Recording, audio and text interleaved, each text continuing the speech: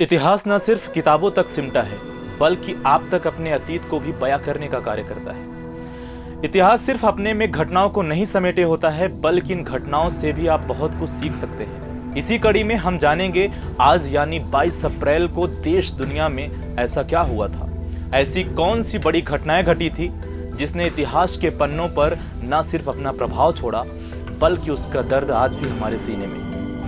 नमस्कार, प्रदेश तक के इस ऐतिहासिक कार्यक्रम इतिहास के पन्नों से मैं प्रशांत मणि त्रिपाठी आपका इस अनोखे कार्यक्रम में बहुत बहुत स्वागत है।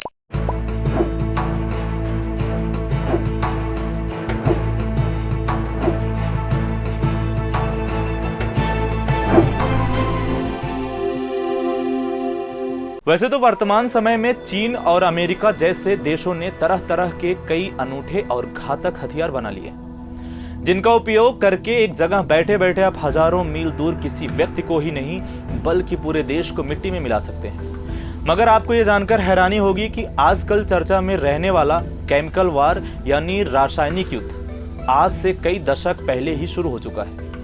आज हम ये चर्चा इसलिए कर रहे हैं क्योंकि 22 अप्रैल यानी आज ही के दिन 1915 में पहले विश्व युद्ध के दौरान एक व्यापक पैमाने पर किया गया था।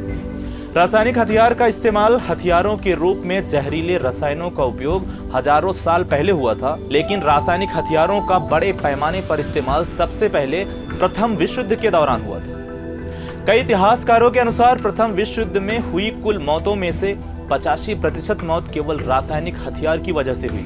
प्रथम विश्व युद्ध यूरोप में होने वाला यह एक वैश्विक युद्ध था जो 28 जुलाई 1914 से शुरू होकर 11 नवंबर 1918 तक चला था। इसे सभी आंतरिक युद्धों को समाप्त करने वाला युद्ध भी कहा जाता है। यह इतिहास के सबसे घातक संघर्षों में से एक था। रासायनिक हथियारों के उपयोग ने प्रथम विश्व युद्ध को बहुत ही विध्वंसकारी बना दिया था, जिसमें नागरिकों और लड़ाकों समेत करोड़ों लोगों को अपनी जान गंवानी पड़ी थी। इसका सबसे बड़ा कारण यह था कि इस युद्ध में हिटलर ने क्रूरता का परिचय देते हुए रासायनिक हथियार का इस्तेमाल किया। आपको बता दें, जर्मनी ने रासायनिक हथियार के तौर पर जहरीली मस्टर्ड गैस का इस्तेमाल खासकर कनाडा, ब्रिटेन और फ्रांस की सेना पर किया, जिसकी वजह से एक साथ उनके अनगिनत सैनिक और आम नागरिक को मौत के घाट उतार दिया। मस्टर्ड गैस बहुत ही जहरीली होती है, खुली त्वचा पर यह फफोले डाल देती है। इस बेहद जहरीले रसायन की चपेट में आने से त्वचा सहित आंख और फेफड़े सबसे ज्यादा प्रभावित होते हैं। किसी पर इसके हमले के 1 से 6 घंटे के बाद इसका असर दिखाई पड़ता है और व्यक्ति की तुरंत बेहद दर्दनाक मौत हो जाती है।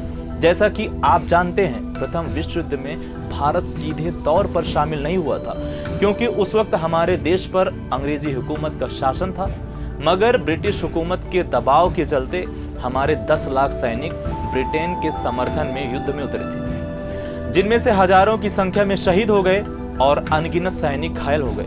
हम आपको बताते चले कि इस युद्ध में भारतीय नेताओं और सैनिकों द्वारा अंग्रेजों को समर्थन देने का सबसे महत्वपूर्ण कारण यह भी था कि हमारे नेताओं और आम लोगों को यह उम्मीद थी कि शायद इसके बाद ब्रिटिश सत्ता भारत को स्वराज दे सकती है और उन्हें ईस्ट इंडिया कंपनी की गुलामी से मुक्ति मिल जाए, या फिर अंग्रेज हुकूमत भारतीय लोगों के हित को ध्यान में रखते हुए संवैधानिक सुधार करेगी।